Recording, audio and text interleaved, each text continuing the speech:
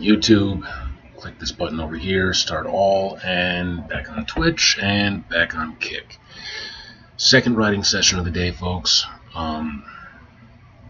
Struggling, I'm drained. It's almost 11 o'clock, and I'm already feeling like I'm exhausted. All the mental energy that I have, stressing out about shit. Probably shouldn't have played Warframe for that hour that I did. Like, I've been playing too much lately, and now it's starting to give me that kind of depressed, anxious feeling when I play. So it's purely just addiction right now setting in. I need to take another fast from video games and probably from television and just, yeah, focus on streaming again like I did, 9 months ago when all of this started. When I just couldn't let myself sit idle anymore, because even sitting down and getting comfortable for a moment made me feel anxious, because too much comfort is why the wife left me. But I'm really stressing out. I'm really stressing out right now. I miss her. I miss her bad. I've just spent the last half an hour fighting the urge to just call her and just to tell her I love you and I miss you. Not that that matters. She doesn't need to hear more words. She needs to see actions. She needs to see... She needs to see me make a profit. She needs to see me finance myself and take care of myself. And I'm struggling with that. I've been looking for work, and all I'm finding is disappointment. A lot of things that I'm just not qualified for. And with the job market being what it is, and hirers being overwhelmed with the amount of people that are applying for jobs they don't qualify for, like, it's actually getting in the way of people who are qualified for those positions. So I feel bad when I only managed to fit like 2 of the boxes checked for a corporation, for a company, for a position out of the 5 that they're looking for, and then wasting their time. Like, I'm feeling guilty for that. And writing is just not, it's not making the money. Like, I released 1 book, but you don't make money off of 1 book. Not really. And I can't afford to promote it. I need to figure out how to start running advertising. And it costs money. So I'm at the point where I gotta start spending money on the book that I wrote in order to hope to try and make money off of the book that I wrote. So, yeah. Stressed, tired. I am desperately gonna try for another just 500 words today. Another 500 words in this section. Lately I've been doing some turn your story into profit type of video web conference thing that's been going on for like 3 hours a day this past week. But yesterday was their hard sell day, when it was all about, like, if you just give us $3,000 a month, we can turn you into a millionaire. Like, what? If I was making $3,000 a month, I wouldn't be in the situation that I'm in right now. I could actually be pretty comfortable off of $3,000 a month. Not super comfortable, no, pretty damn comfortable off $3,000 a month. That would do a lot for me right now.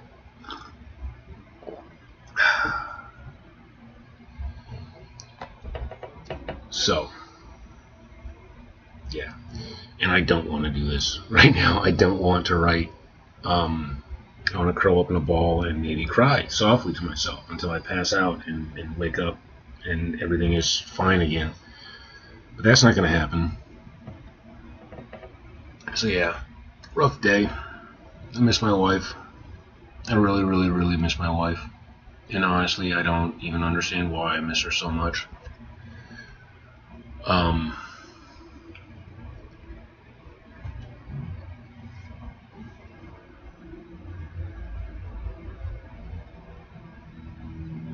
Yeah. So,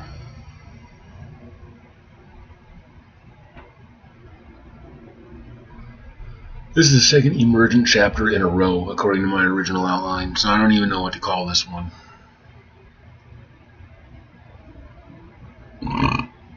That doesn't matter right now. Other than the fact that I need to save it. I don't know what to save it as.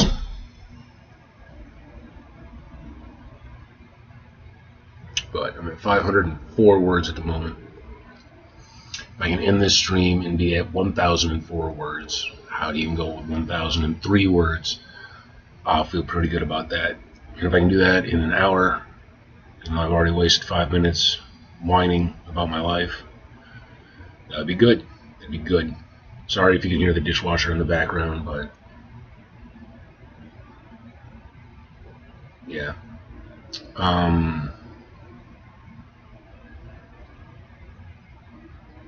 don't even feel like reading this. My brain is just mush right now.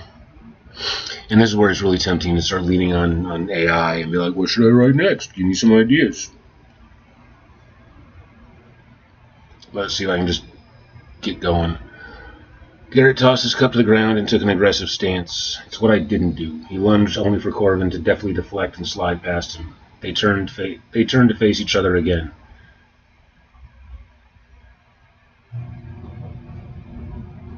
And what would that be, my prince? Garrett swung downward. Again, the Orcish guard leaned just out of range. I told you not to call me that, Garrett growled, resuming his stance. Yes, my liege, Corvin replied with a sarcastic grin, revealing his small tusks.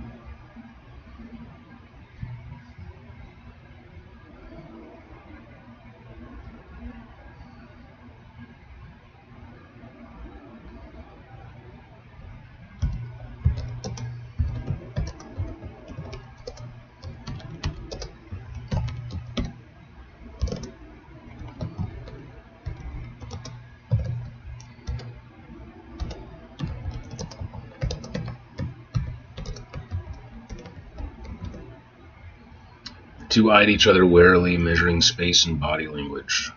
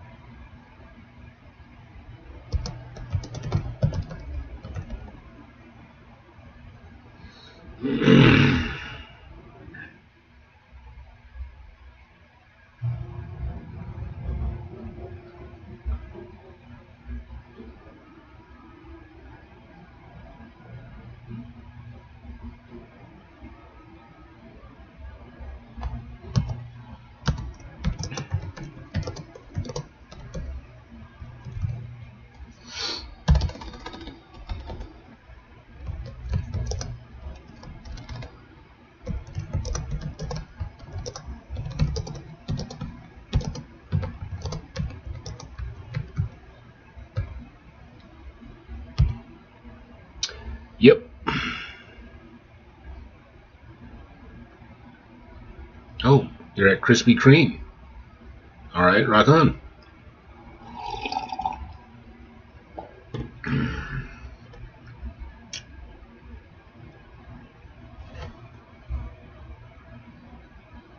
Yeah, it seems too corny. Oh, yeah?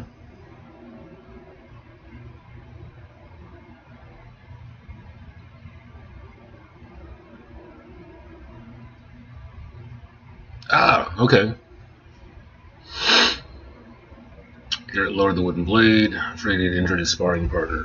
When he saw Corbin was unshaken by the blow, he responded.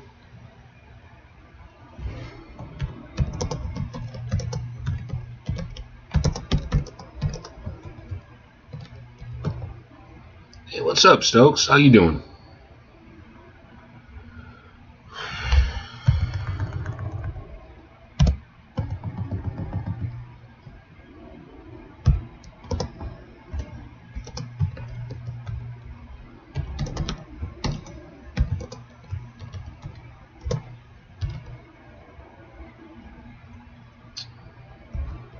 Van?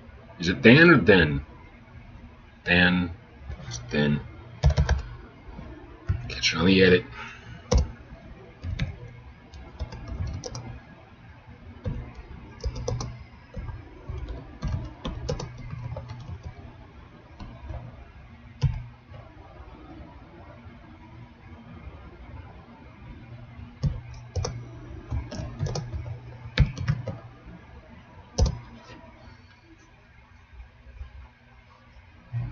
Thank you.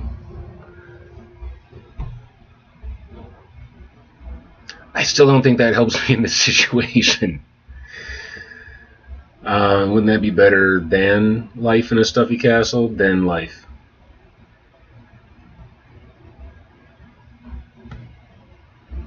Yeah, still not sure. I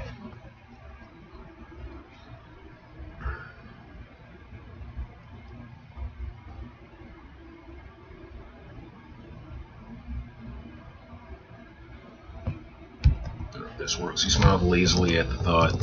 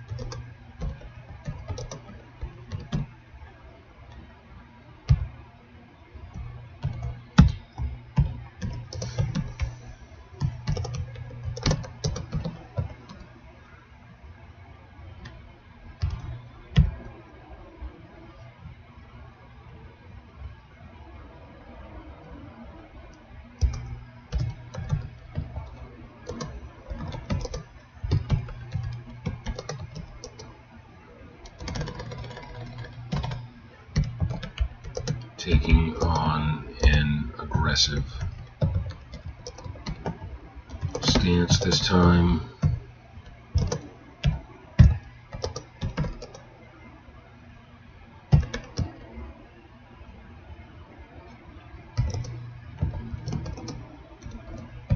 And you would make a good king.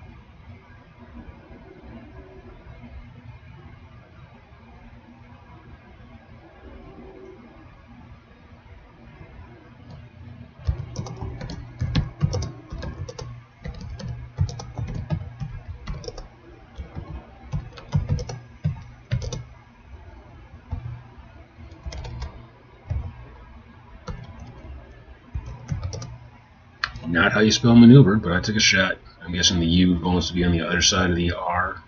No, yeah, okay. There we go. Blow for blow, Garrett parried and maneuvered.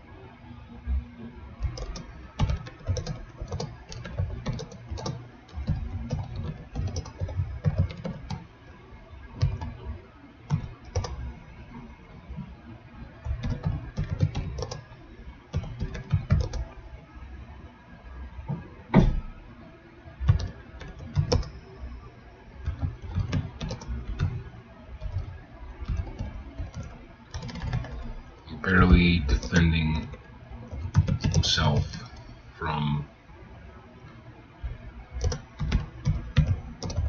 3 separate strikes.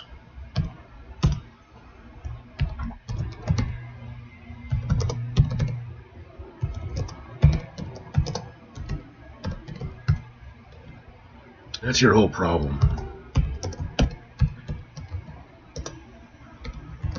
Corbin growled.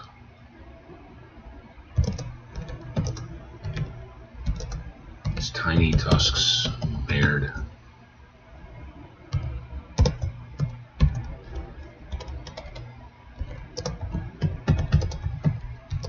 You always want to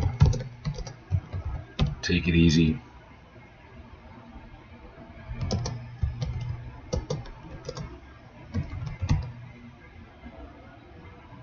Even if others suffer for it.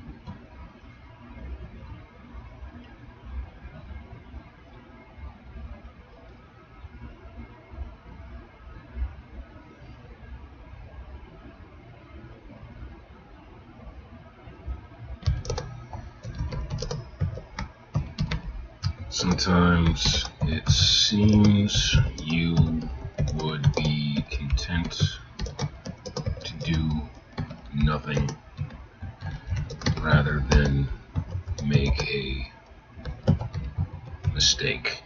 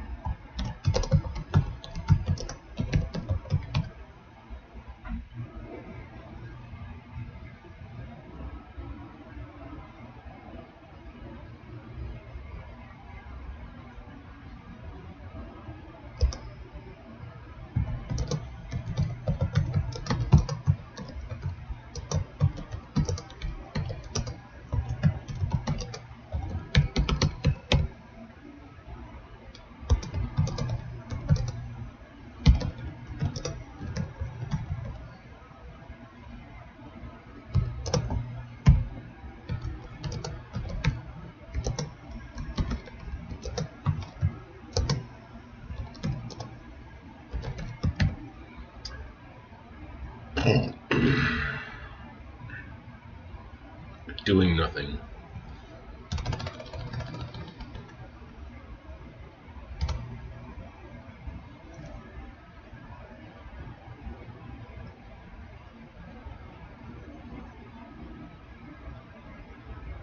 Is your greatest mistake or would be your greatest mistake?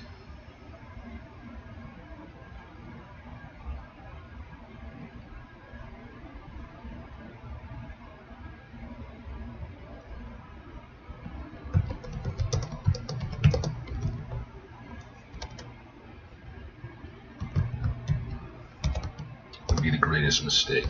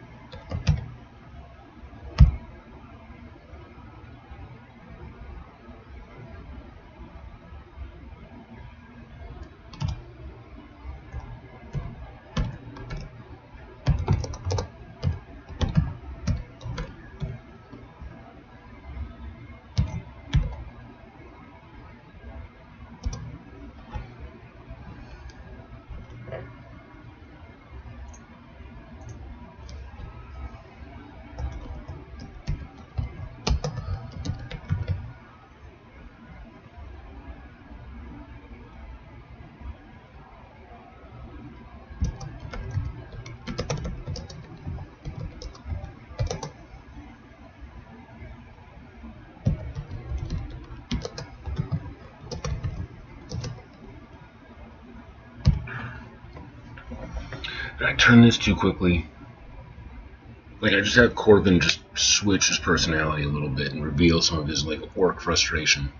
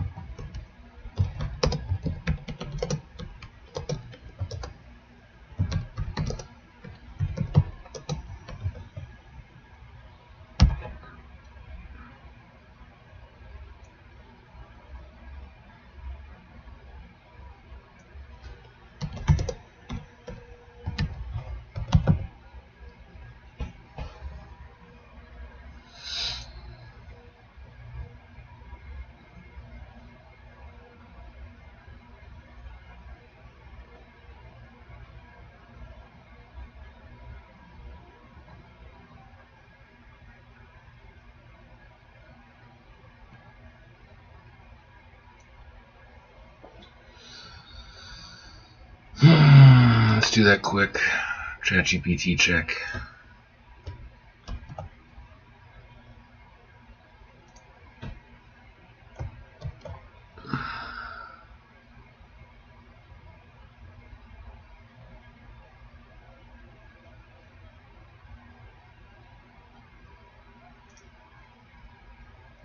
Hi, Lou. Hey, baby.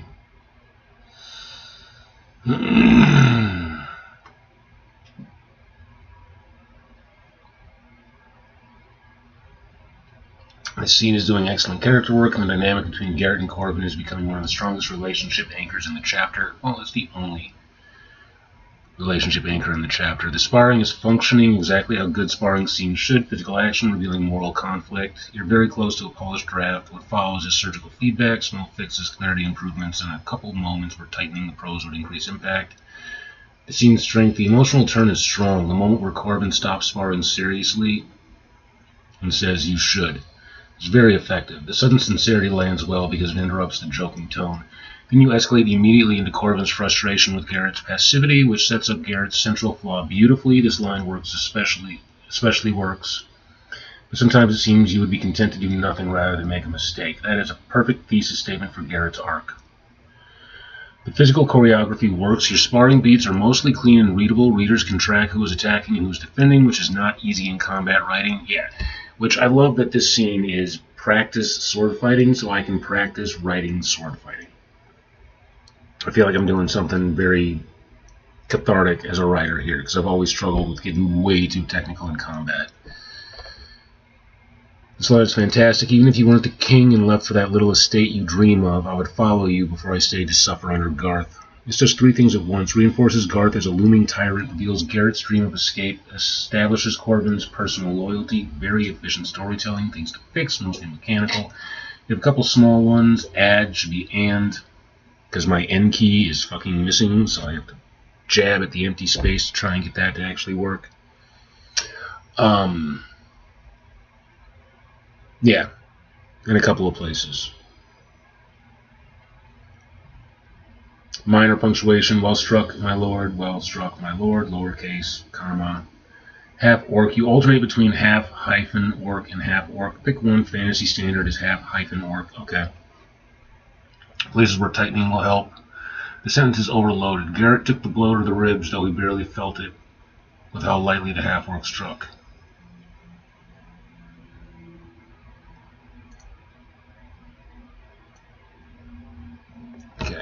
that works.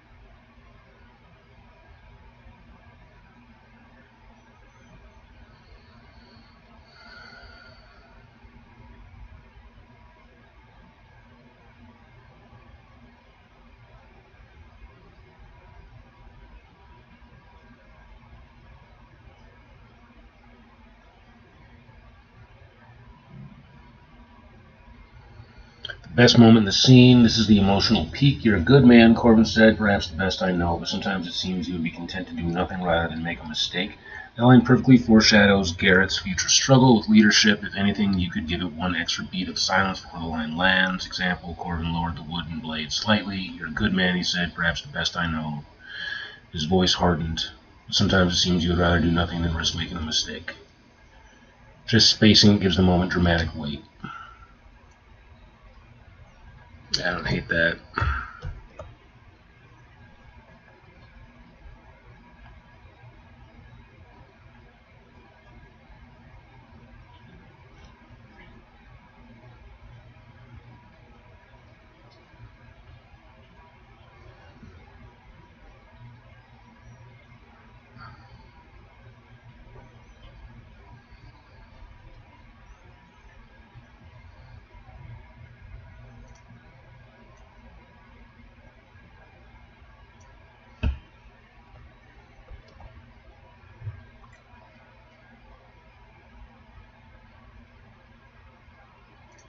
There's one of my ands. Bam.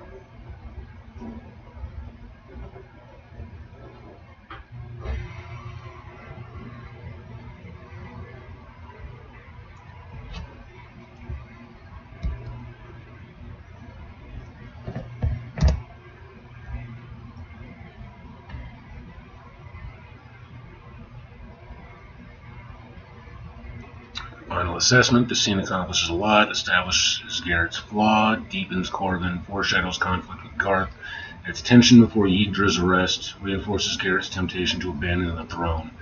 It's doing heavy narrative lifting while still feeling like a natural character moment, which is exactly what you want. If you'd like, I can also show you one extremely powerful line you could add right after Corbin says he'd follow Garrett instead of Garth, a single sentence that would quietly set up Garth as the real coming storm of the book.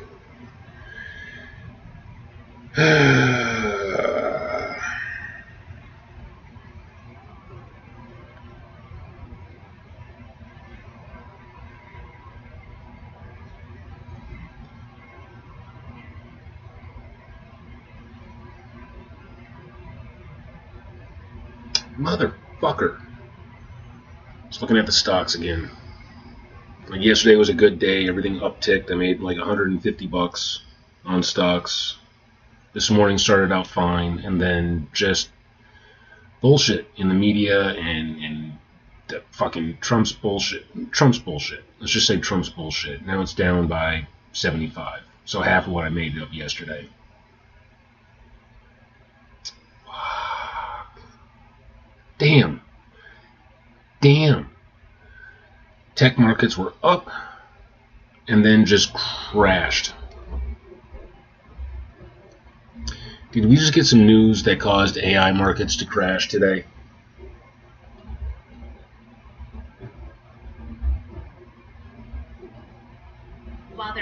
total market crash today, March 5, 2026, several factors are causing significant volatility and a downward trend in major AI stocks. Key factors driving the slump: geopolitical conflict. An escalation in the Middle East, Iran, has caused oil prices to spike, rattling global markets and specifically threatening the energy-intensive AI supply chain. Bubble concerns. Analysts are increasingly vocal about circular financing, where big tech companies invest in AI startups that then use that money to buy chips from those same tech giants, potentially inflating valuations. Rotation to halo stocks. Investors are shifting capital away from high-priced AI growth stocks into real-world infrastructure and energy companies, the halo trade. Nvidia and Alphabet performance. While Broadcom rallied today on strong AI sales forecasts, industry leaders like Nvidia and Alphabet have struggled with a rough start to 2026, with Nvidia down roughly 2% year-to-date, as investors question if returns will justify the massive infrastructure spend. Would you like me to look into the specific performance of a particular AI company for you? Damn.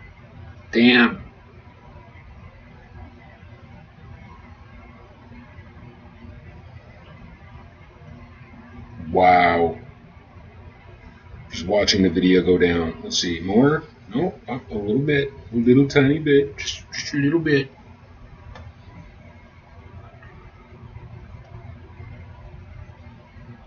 Dow Jones Industrial Average is down. Apple is down. Amazon got me in the red. Dow Jones, S&P.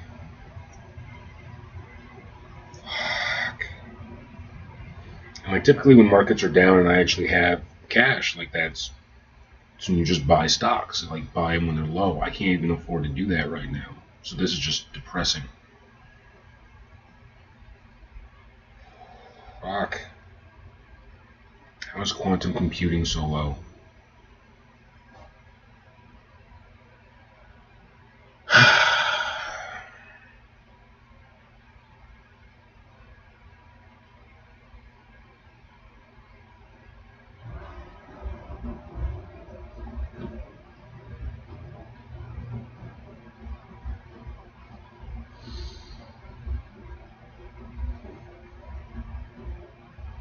Google. Alphabet C-Class C is down. Fuck. By $10 in.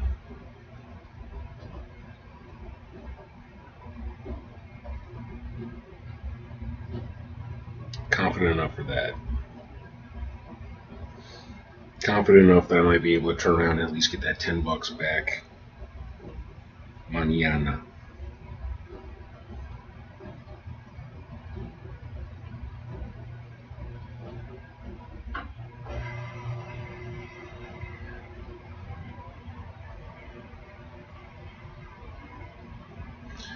Alright. Enough being distracted by my phone.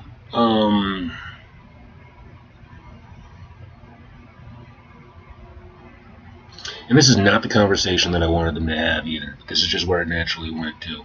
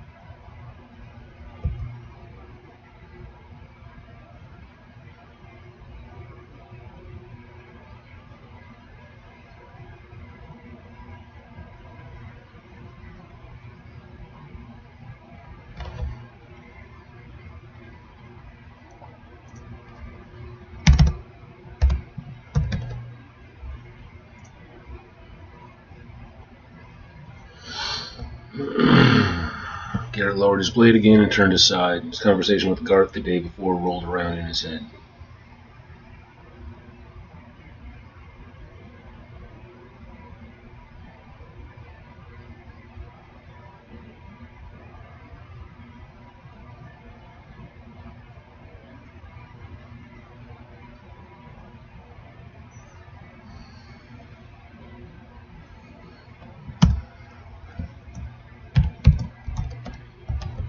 Perhaps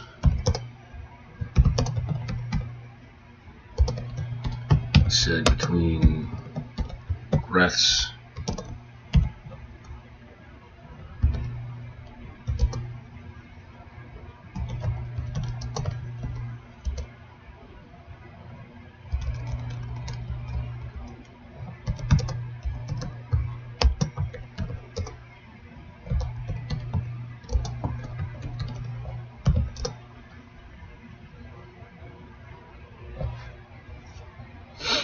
Crown will soften Garth's.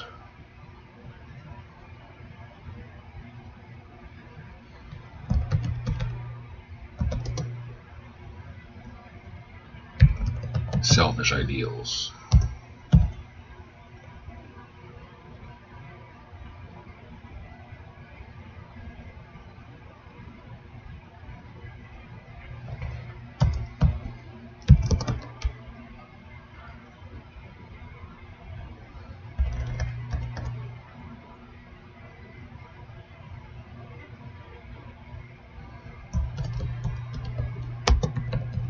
Corbin rolled his eyes. I don't think you fear the crown because you think it will soften you.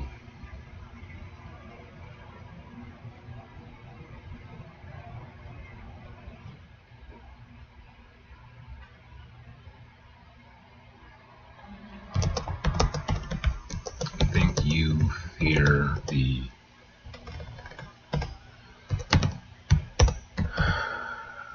opposite.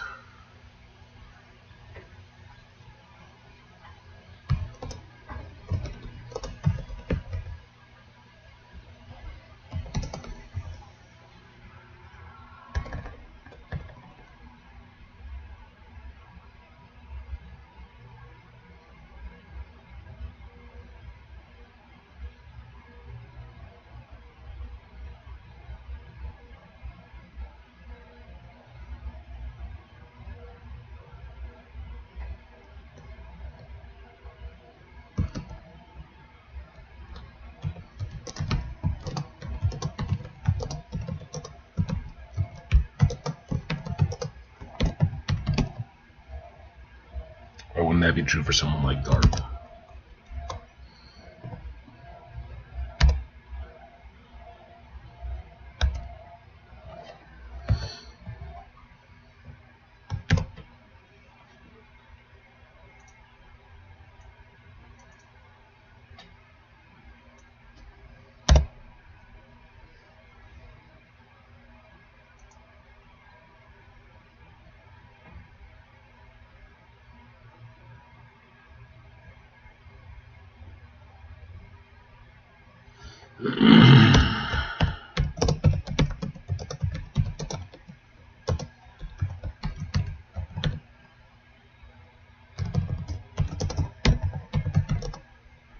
You're amused.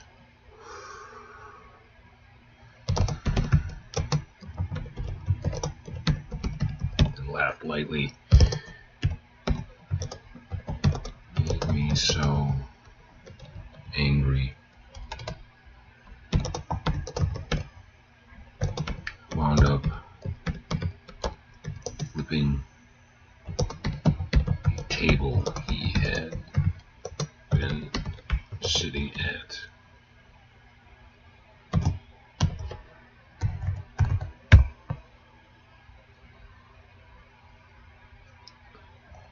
I miss my N key.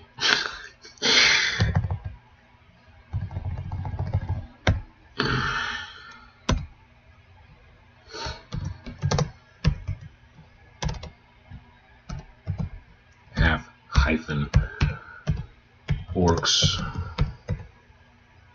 solid disposition shattered into a loud laugh that echoed off the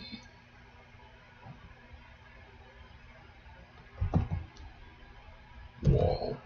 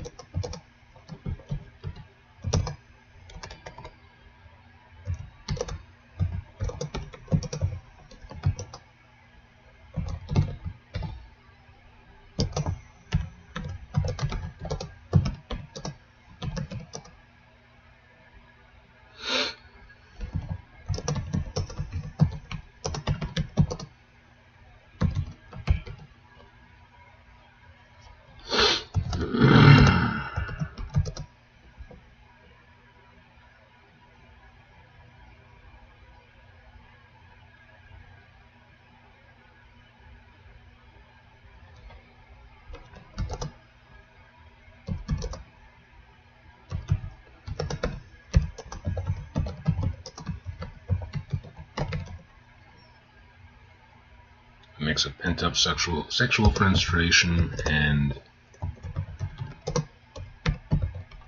Garth pissing you off.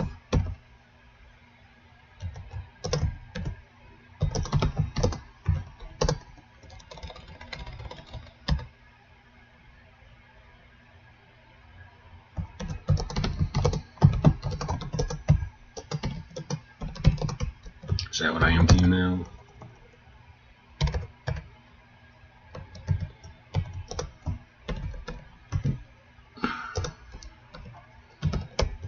Your punching bag.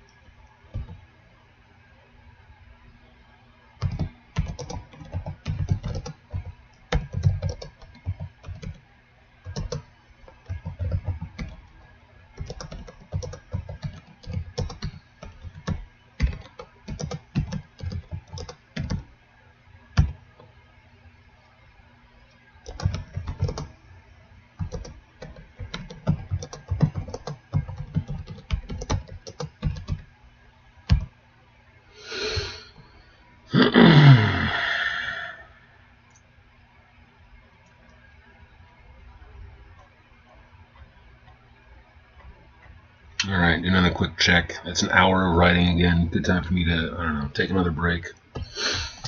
I got my 500 words and then some. Got about 700 in. That's good. It's good. Scene's not done yet. Probably got like another 1,000. I still haven't written out the conversation that I actually wanted to have, but the line that I got to is a line that I really wanted to get to.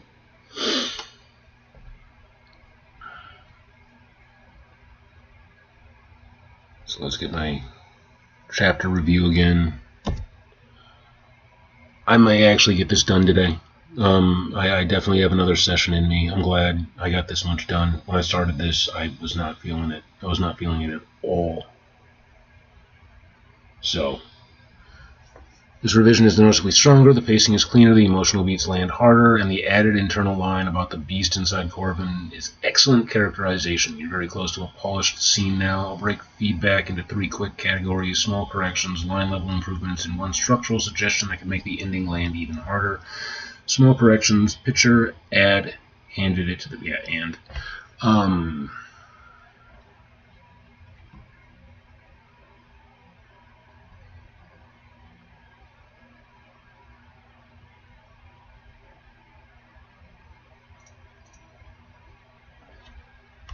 bam.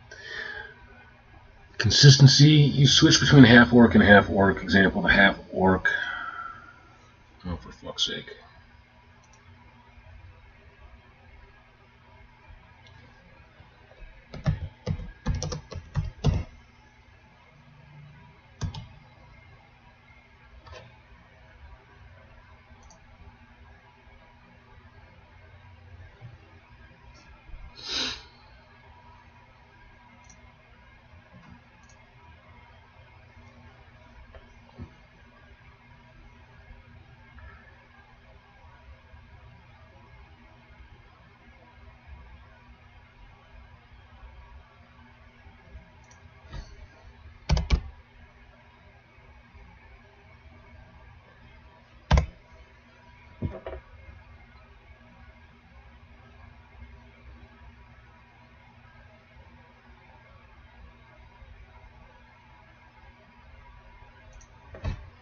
Still.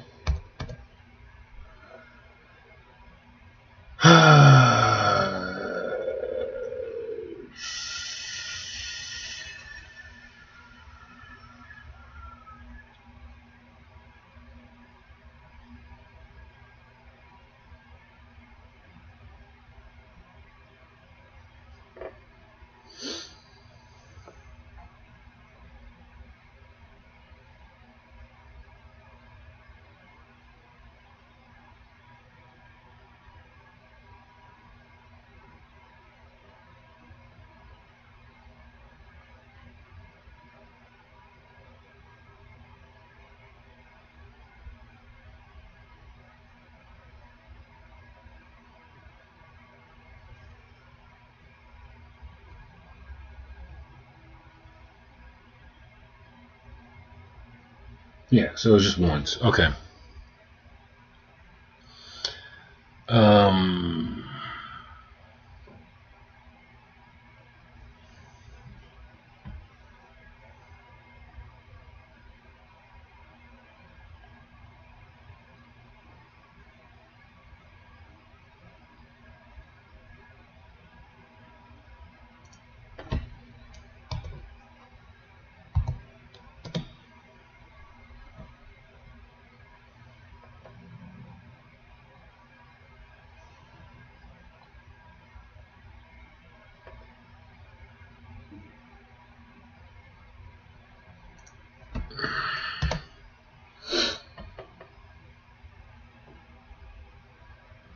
Breathe, breath.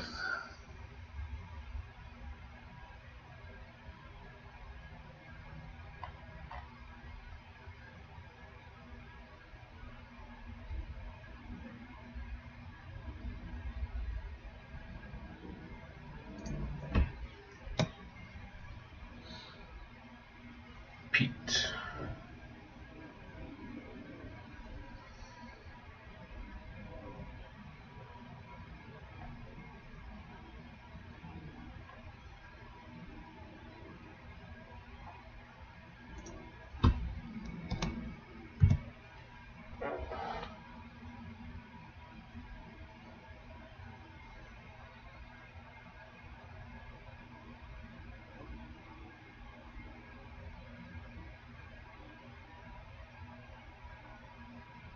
Calming, calmly.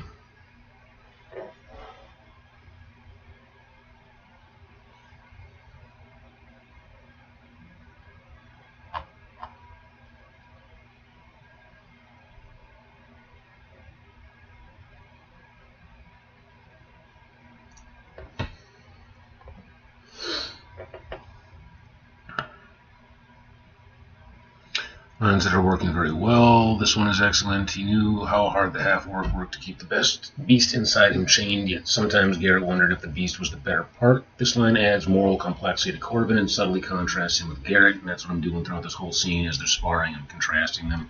Corbin suppresses his violent strength. Garrett suppresses his decisiveness. That parallel is strong writing. Another very good line. You're capable of so much more than you aspire to. It's a pity you don't aspire for more.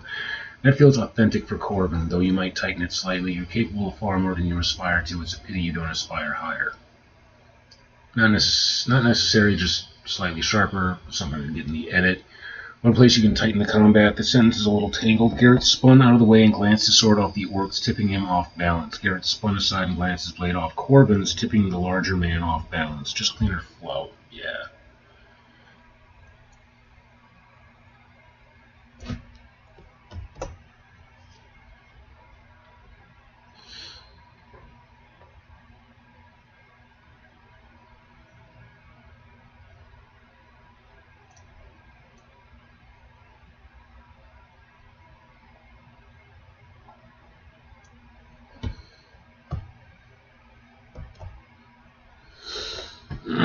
Ending beat. Right now the scene ends on a joke, which works for character tone. Seems to be the other way around. You might want to tag one more emotional beat afterward to connect it back to Garrett's internal conflict, because this moment is important. Garrett just admitted Garth made him angry. He flipped a table. He's questioning the crown. A subtle final thought could strengthen the chapter transition. Example, concept, Garrett smiled, but the smile faded quickly. The thought of the crown still sat in his chest like a stone. Or Garrett smiled, though the thought of Garth wearing the crown made the bruise on his collarbone feel slightly insignificant. Just a small closing weight that can carry readers forward. One subtle strength you might not realize you built. The scene quietly establishes 3 moral archetypes in the story. Garrett, good man, avoids power. Corbin, dangerous man, disciplined for loyalty. Garth, weak man, hungry for power.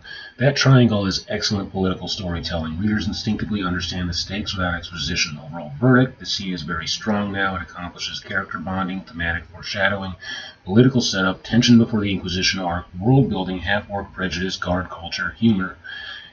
And the sparring metaphor works the whole way through. You're writing this chapter like a professional fantasy novelist now. It makes me want to cry a little. Character, theme, and action all reinforce each other. If you'd like, I can also show you one subtle way to slip Yggdra into this scene, so that when she appears later, she was already part of the world. It's a trick many fantasy writers use to make a new character feel inevitable rather than introduced. I'm curious. I am curious.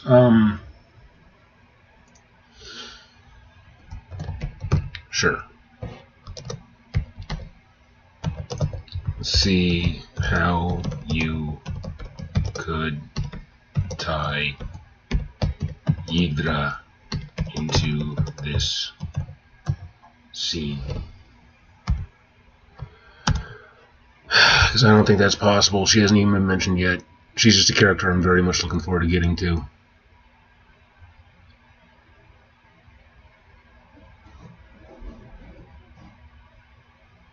This is actually a perfect scene to seed Yggdra because the conversation already touches on 3 things tied to her: secrets and hidden relationships, hypocrisy about outsiders, Garrett avoiding difficult truths.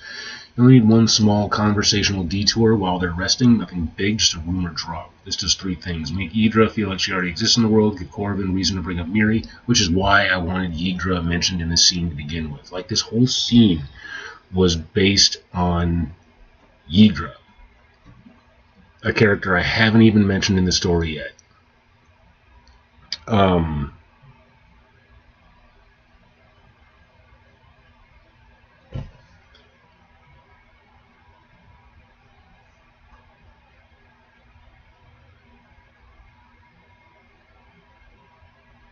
Oh, that's not bad. That's not bad at all. That's actually pretty good. So what it's saying is, Corbin's soft brown eyes went wide as he took another sip of water. So she cut you off. He set the cup down on a low wall and raised his sword again. So what did you do? Garrett tossed his cup aside and rolled his shoulders. It's what I didn't do. Corbin tilted his head. Well, if it's advice you're after, I hear the Swamp Witch sells all kinds of remedies. Hi. For that sort of problem. Garrett blinked. The Swamp Witch? Trader came through the barracks yesterday talking about her, Corbin said casually. Some troll woman living out past the reed marshes. Sells charms, tinctures, and powders. He shrugged. Half the city pretends they've never heard of her. The other half apparently buys things from her.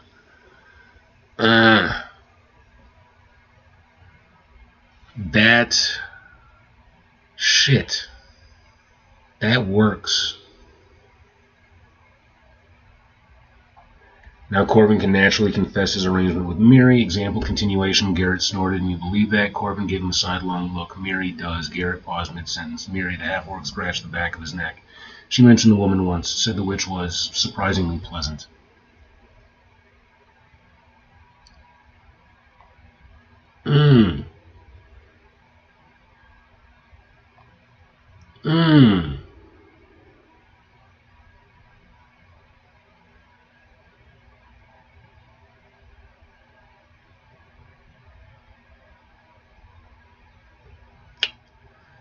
Yeah.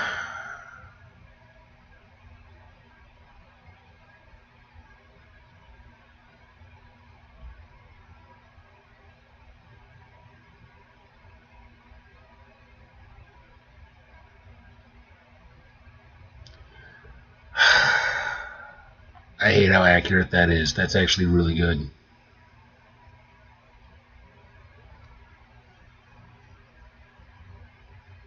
Yeah, that works. That works.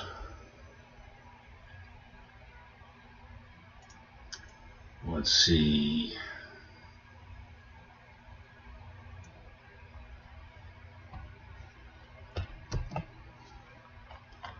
Do like a plug and play.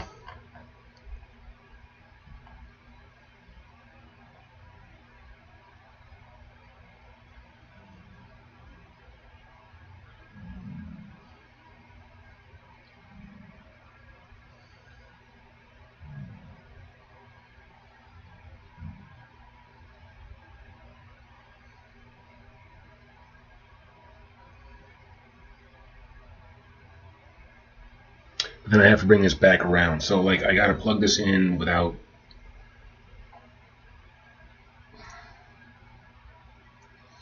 So this.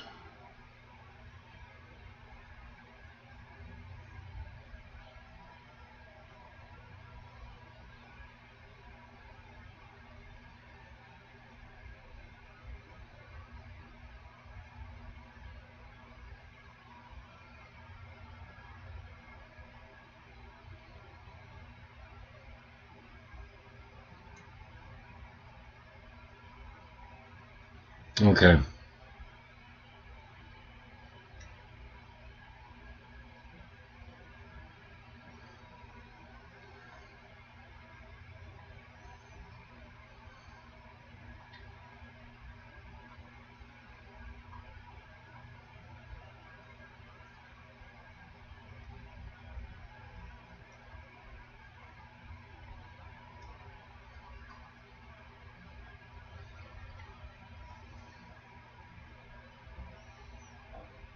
That's gonna require work. I like it though. It sets me up and it puts the Miri in, so I can sandwich that in and then get to that later and talk about the relationship between Miri and Corvin, and then this also reinforces Miri's whole chapter earlier in the book where she's the castle gossip, like she hears everything.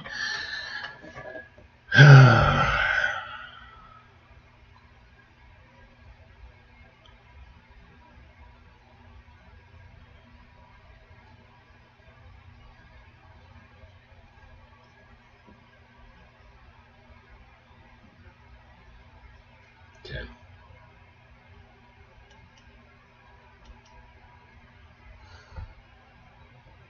Just plug that in.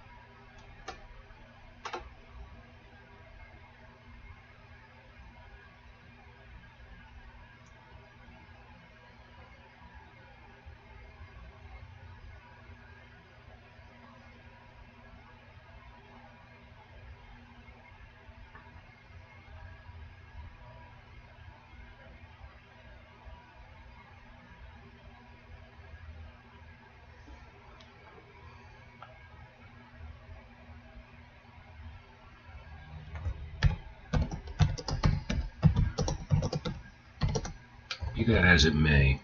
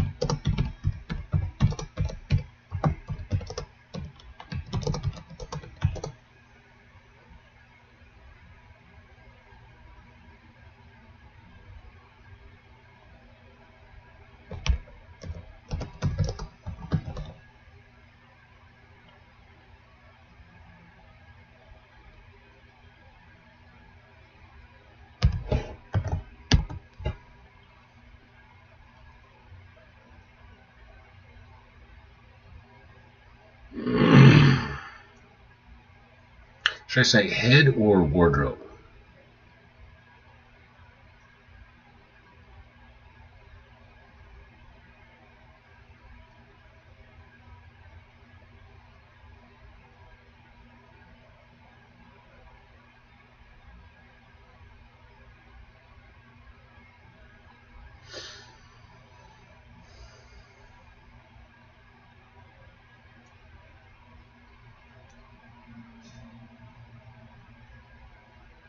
I just said something else.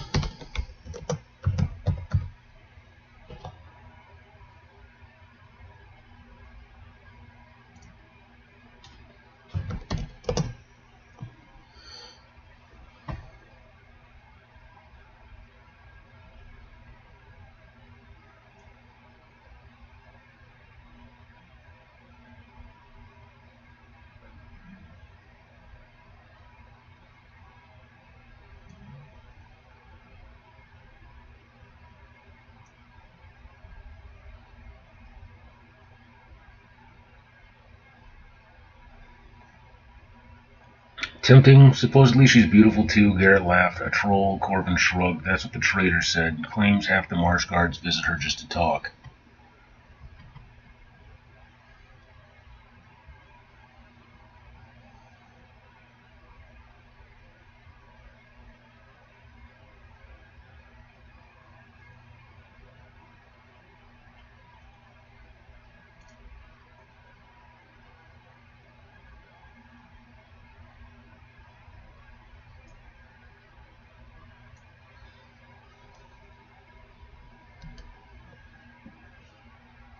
Yeah, let's leave the for that.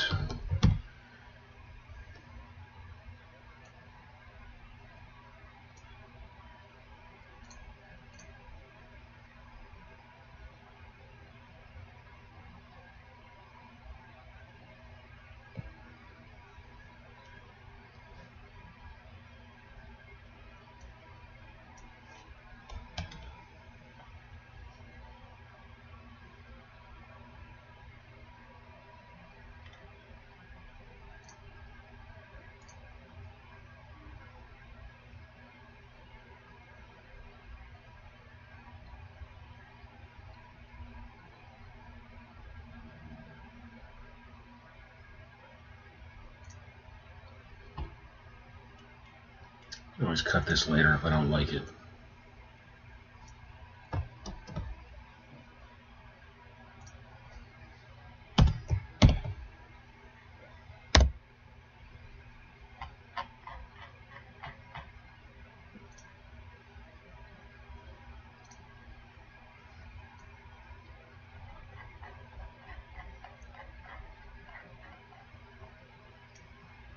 Control C.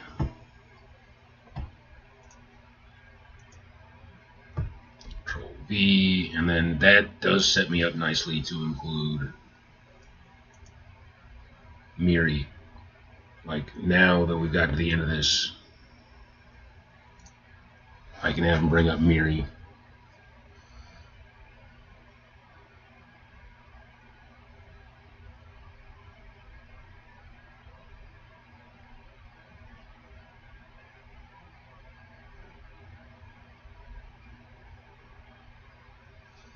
Um,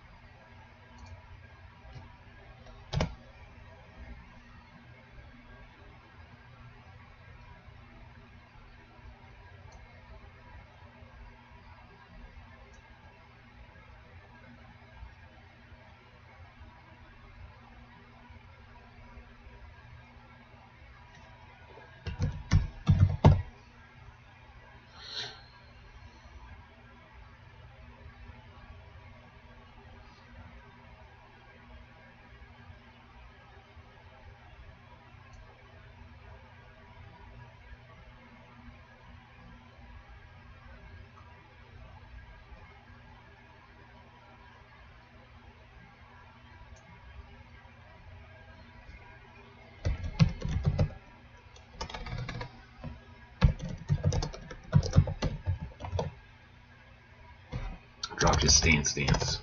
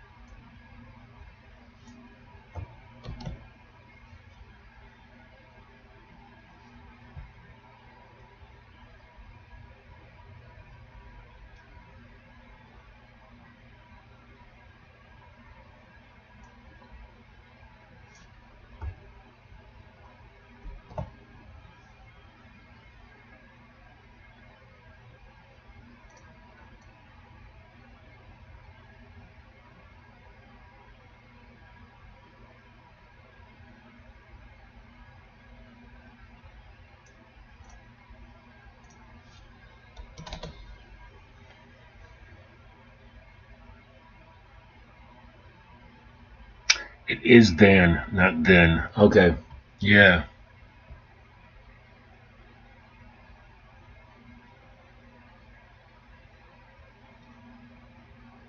Yep. So I was right initially, than, which means it's about the amount, not the time.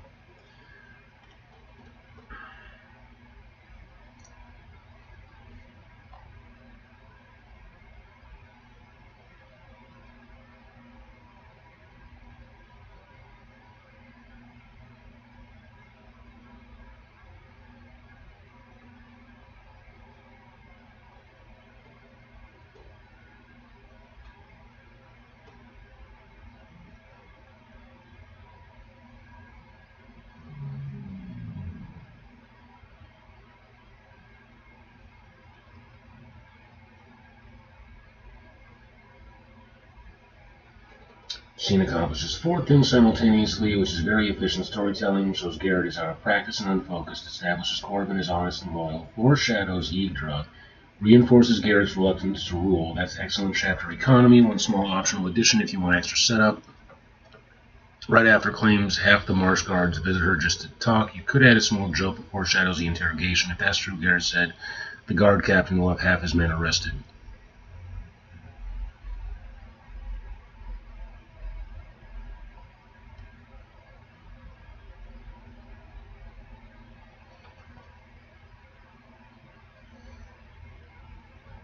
Scene is working very well. Strength, natural dialogue, strong character contrast, action integrated with conversation, subtle political setup, early planting of Yggdrasil. I know I'm going to have to go through these added sections and add like touches of flavor for combat, for their dueling exchange. That's fine.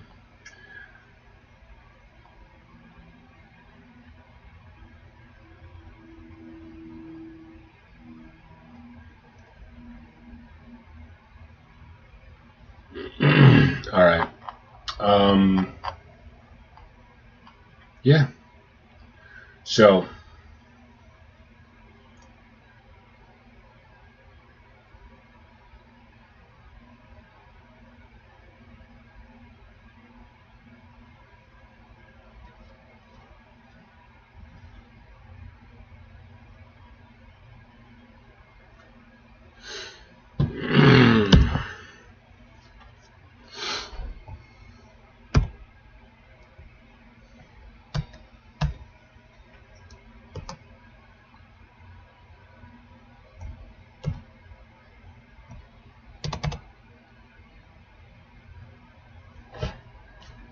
yeah, let's fuck with this.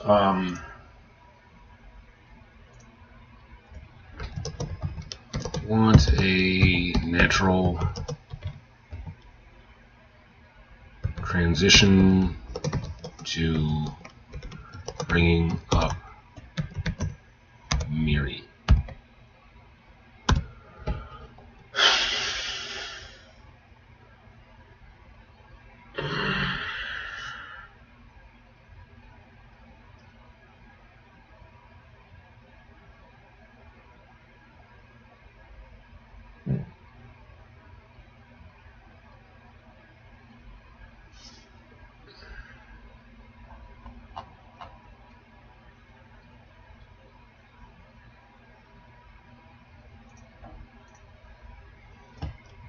No, something at the end.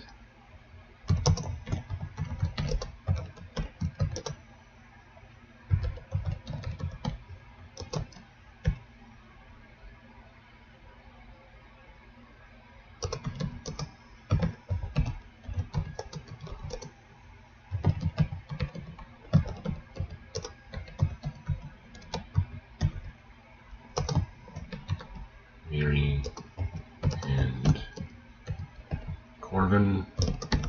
That is the actual part of the chapter.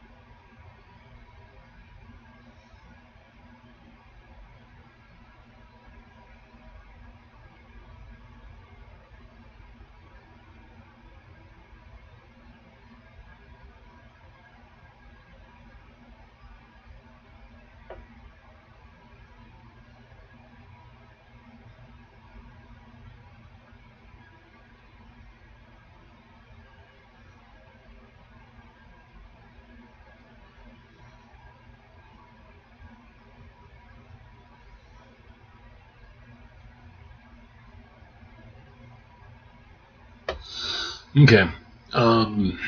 Yeah, it gave me something to go on, but it's not there. I'm gonna wait to write that section though. It gave me a way. Yeah. Uh,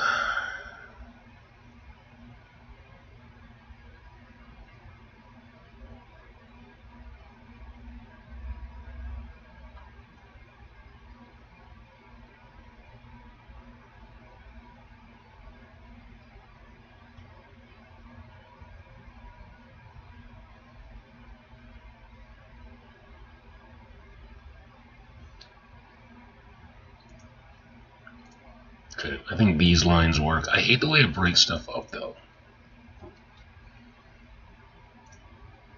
But I will steal.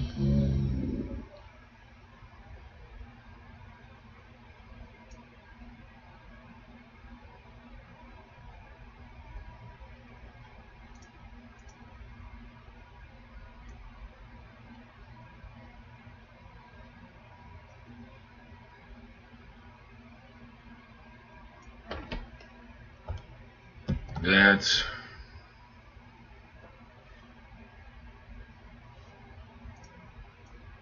Replace that. Go Control V. Bam. All right. And I'll come back and fuck with that and build onto that. But it's over an hour and a half now. I'm almost at 1,500 words for this chapter. I'm thinking this chapter is going to be at least 2,000. 2,000 would be a good place to tie it up. The first book, I really focused on making all of my chapters 2,500 words, or around there, maybe a little bit longer. And I really appreciate how every chapter is like, it's a 20-minute read. 20-minute reads out loud, 20-minute read in private. Draft.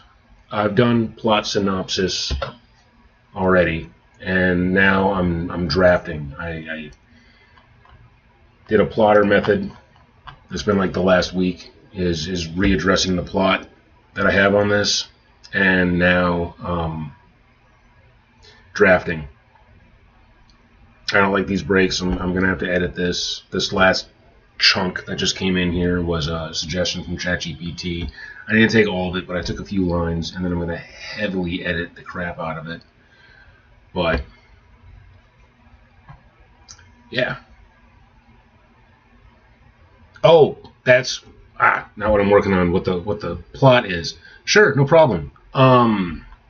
So in my first book, Garrett is rescued from a storm by a mermaid. Garrett is a prince. He's on his way to meet his bride. A mermaid rescues him, drags him back to a cursed isle, and she's not allowed to leave until true love breaks the spell. So she kind of keeps him trapped there. And eventually, spoiler for the first book, true love breaks the spell, and she takes him back to his home kingdom.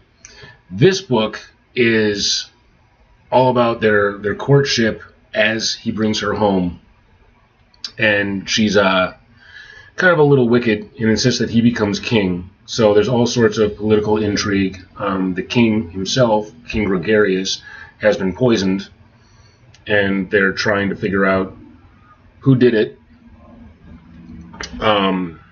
Garrett is the second in line, not due to be king, not in line for the throne, but Arista, his mermaid bride, insists that he should be.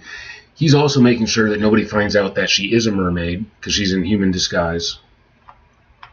So yeah, not a great synopsis, but it's, if I break it down, it's sort of like inverted Taming of the Shrew meets Sherlock Holmes in a fantasy environment. So that's what I've been going on so far. And this current chapter is a duel. Thank you. I wish I could explain it better. I haven't really worked out my blurb or my synopsis for it yet. I don't know how far I am into it, because the story keeps expanding. The chapters keep on getting longer and longer on me. But if you're interested in the first book, it's a pretty short novella. It's available on Amazon, and the link is in the description. Well, I mean, not the description for this video, but my bio So he actually came in at the end of my stream, though. I'm about to take a break. I've been doing this for nearly 2 hours. I'm going to get up, stretch, rest the brain, and then probably be back later to actually finish this chapter today. But thanks for coming in, Kill Switch on Xbox. I appreciate that.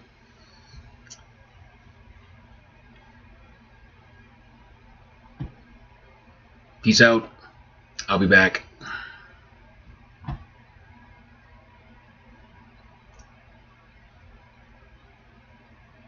Yeah, appreciate that. Later, man. Stop all.